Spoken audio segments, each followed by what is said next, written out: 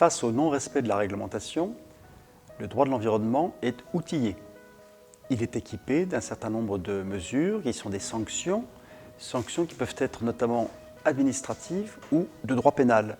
C'est les plus connus en droit pénal. Il y a des délits, il y a même un crime, on parle beaucoup de la question de l'écocide en ce moment.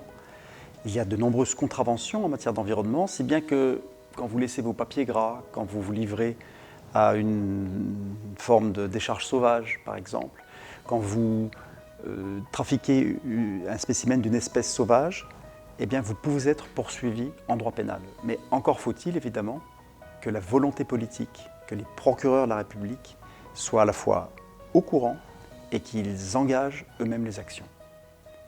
À côté de cette forme de répression ou de sanction, il existe aussi toute une logique de réparation qui est très intéressante en droit de l'environnement. C'est souvent ce qu'on appelle du droit civil de l'environnement. Qu'est-ce que ça signifie?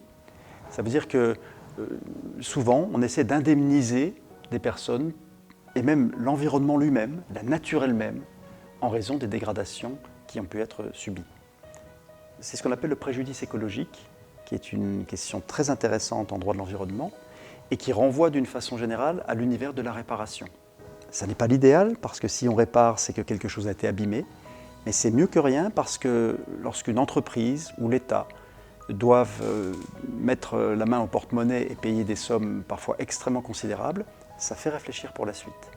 Donc, dans la réparation, dans l'indemnisation, il y a quelque chose de préventif qui vous incite à ne pas recommencer la fois suivante.